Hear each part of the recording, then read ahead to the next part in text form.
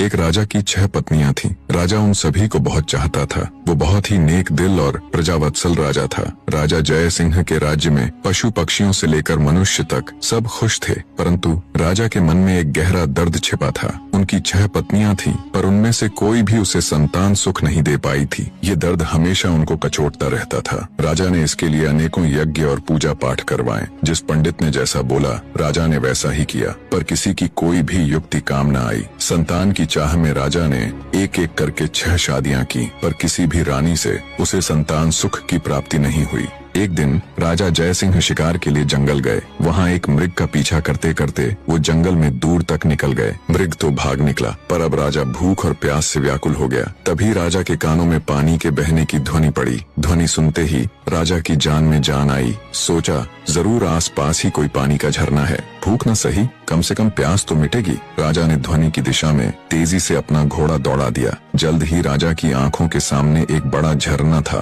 पर जब राजा झरने के पास गया, तभी उसके कानों में एक स्त्री की आवाज पड़ी। अंधे है क्या? दिखाई नहीं देता? एक लड़की स्नान कर रही है। भूख प्यास से व्याकुल राजा ने उस तरफ तो ध्यान ही नहीं दिया था। लड़की की आवाज सुन राजा चौंक गया। उसने तुरंत अपना मुंह फेर लिया और बोला, क्षमा करे देवी, मैं इस जंगल में बहुत देर से भूखा प्यासा भटक रहा हूँ, जिससे विचलित होने के कारण मैं आपको देख नहीं पाया। इतना कह राजा मुंह फेरे ही वहाँ से कुछ दूर चलकर खड़ा हो गया। कुछ ही पलों में वह लड़की स्नान से निवृत्त होकर राजा के पास आई। उसने सूखे वस्त्र धारण किए थे और हाथ में कुछ फल लिए हुए थे। वह राजा के पास आकर बोली, महाशय, अब आप पानी पी सकते हैं। राजा ने झरने से पानी पिया और लड़की के दिए फल खाए। पानी और फल से उनकी भूख प्यास शांत हुई। राजा ने लड़की की ओर देखा और पूछा, हे सुंदरी, तुम कौन हो और इस जंगल ब्याबान में अकेली क्या कर रही हो? लड़की ने जवाब दिया, मेरा नाम मोहिनी है। मैं पास के गांव में रहती हूँ। रोज यहाँ स्नान करने आती हूँ और जंगल से लकड़ियाँ इकट्ठा करती हूँ। ये झरना जंगल के बीच में है, इसलिए यहाँ कोई नहीं आता।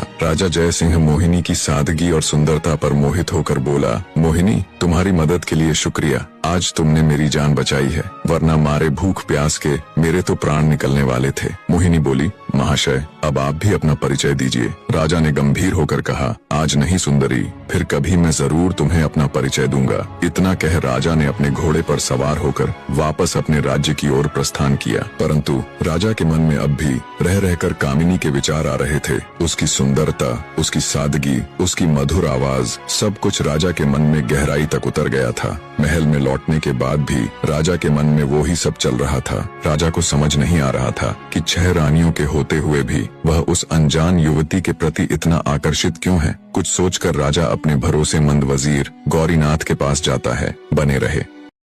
राजा अपने भरोसेमंद वजीर के पास जाता है और उसे सारी व्यथा कह सुनाता है। राजा की सारी बात सुन वजीर बोला, महाराज, यदि ऐसा है तो आप उस लड़की से विवाह कर लीजिए। हो सकता है उससे ही हमें अपने राज्य का वारिस मिल जाए। राजा को अपने वजीर की बात उचित लगी। अगले दिन वो अपने वजीर को भी साथ ले जंगल में उसी स्थान पर जाता है जहाँ उसकी मुलाकात मोहिनी से हुई थी। राजा झरने के पास गया और उसे आवाज दी, पर कोई नहीं आया। जब बहुत बार आवाज देने के बाद भी मोहिनी नहीं दिखाई दी, तो राजा का वजीर उसके पास आया और बोला, राजन, हो सकता है वो आज आई ही ना हो। आपने बताया था वो पास के ही गांव में रहती है, हमें वहीं चलकर देखना चाहिए। राजा और उसका वजीर दोनों अपने घोड़ों के ऊपर सवार हो पास के गांव में जाते हैं। मोहिनी का नाम पूछते पूछते दोनों उसके घर पहुंच जाते हैं। 2 शाही व्यक्तियों को शाही घोड़ों पर देख गांव वाले भी कौतूहलवश आस पास जमा हो जाते हैं। राजा घोड़े से उतरकर झोपड़ी के बाहर जाता है और मोहिनी को आवाज देता है। राजा की आवाज सुन जब मोहिनी रोनी सूरत ले झोपड़ी से बाहर आती है तो उसकी आंखों में आंसू थे। जब राजा ने कारण पूछा तो एक गांव वाले ने बताया, महाशय, इस दुनिया में सिर्फ इनकी माँ ही थी, आज उनका भी स्वर्गवास हो गया। अब बेचारी रोएगी नहीं तो और क्या करेगी। इतना कह गांव वालों ने राजा से उनका परिचय मांगा। आप बताइए, आप लोग कौन हैं? गांव वालों के पूछने पर वजीर ने राजा का परिचय दिया तो पूरे गांव में खलबली मच गई। सभी ने मिलकर राजा का स्वागत किया। गांव के मुखिया से राजा ने कहा, अगर आप लोगों को कोई आपत्ति न हो तो मैं मोहिनी से विवाह करना चाहता हूँ। राजा की बात सुन मुखिया खुश होता हुआ बोला, महाराज, हमारी बेटी राजरानी बनेगी, हमारे तो भाग्य खुल जाएंगे। गांव वालों ने जल्दी जल्दी सारी तैयारी करके राजा और मोहिनी का विवाह करवा दिया। राजा ने अपनी 7वीं पत्नी अर्थात मोहिनी का नया नाम कर्ण किया, राजलक्ष्मी। विवाह के पश्चात गांव वालों ने खुशी खुशी राजलक्ष्मी को राजा के साथ विदा कर दिया। राजा अपने वजीर और 7वीं पत्नी राजलक्ष्मी को लेकर राजमहल आ जाता है। जब राजा की पहले की 6 पत्नियों को इसकी खबर लगी तो वे जल भुनकर राख हो गईं। ऊपरी मन से उन्होंने नई रानी राजलक्ष्मी का स्वागत किया। समय बीतने लगा। अब राजा का अधिकांश समय नई रानी राजलक्ष्मी के साथ ही बीतने लगा। ये देखकर पुरानी रानी और अधिक ईर्ष्या से भर गई, परंतु राजलक्ष्मी को इसकी भनक तक नहीं थी। वो भोले भाले स्वभाव और एकदम साफ दिल की औरत थी। वह बाकी रानियों को अपनी बड़ी बहन की तरह सम्मान देती थी। समय बीता। एक दिन रानी राजलक्ष्मी ने राजा को शुभ समाचार दिया कि वो पिता बनने वाले हैं। रानी के मुख से ये बात सुन राजा जयसिंह की खुशी का कोई ठिकाना नहीं रहा। वो खुशी से रानी राजलक्ष्मी को गले लगा लेता है। राजा तुरंत कुल गुरु को बुला उन्हें आदेश देता है कि अब से नित्य प्रति रानी राजलक्ष्मी को धार्मिक और प्रेरक कथाएं सुनाई जाएं। नई रानी के गर्भवती होने का समाचार जल्दी ही पूरे राज्य में फैल गया। चारों तरफ बधाइयों की धूम मची हुई थी। बने रहे।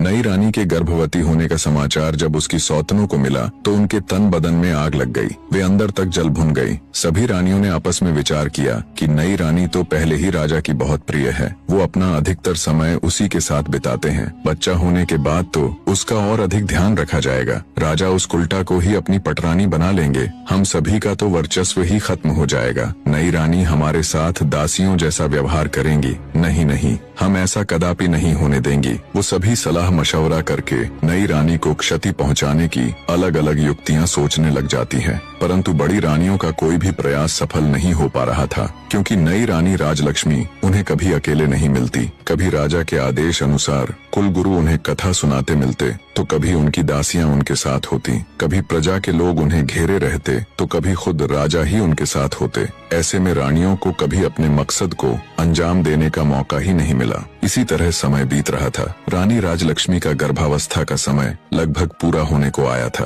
पर फिर एक दिन राज्य की सीमा पर विद्रोहियों ने आक्रमण कर दिया। शत्रुओं से निपटने के लिए राजा जयसिंह को अपनी सेना सहित राज्य महल छोड़कर राज्य की सीमा पर जाना पड़ा। बड़ी रानियों को तो जैसे सुनहरा अवसर मिल गया था। वे छोटी रानी को ऐसी दवाई देने लग गई जिससे रानी राजलक्ष्मी के गर्भ को क्षति पहुंचे और रानी से ऐसे ऐसे कार्य करवाती जो गर्भावस्था के लिए उचित नहीं थे। बड़ी रानियां छोटी रानी के भोलेपन का खूब फायदा उठाती और उन्हें उल्टी उल्टी चीजें सिखाती। जब कुलगुरु छोटी रानी को कथा सुनाने आते तो वो उसे अच्छी अच्छी बातें समझाते और आवश्यक सावधानियां बताकर चले जाते।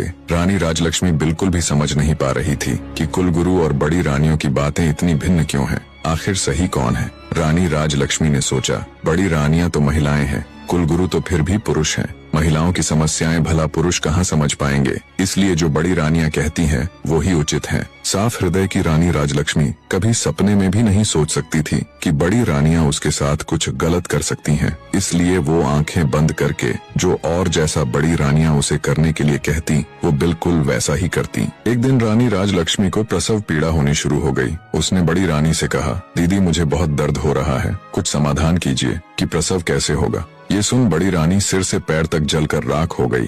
उसने विचार किया, इसका अभी से इतना ध्यान रखा जाता है, बच्चा होने के बाद तो पता नहीं इसे और कितना आदर सम्मान मिलेगा। छोटी रानी को मदद मांगते देख उसके मन में तरह तरह के षड्यंत्र चल रहे थे। फिर कुछ सोचकर उसने छोटी रानी को दिलासा देते हुए कहा, तुम बिल्कुल भी चिंता मत करो, मैं दाई अम्मा को अभी बुलाकर लाती हूँ। तब तक सामने की दीवार को पकड़कर खड़ी हो जाओ, इससे तुम्हें आराम मिलेगा और प्रसव भी ठीक से हो जाएगा। बेचारी छोटी रानी को प्रसव के बारे में कुछ भी नहीं पता था। जैसा उसे बड़ी रानी ने बताया वो वैसे ही खड़ी हो गई।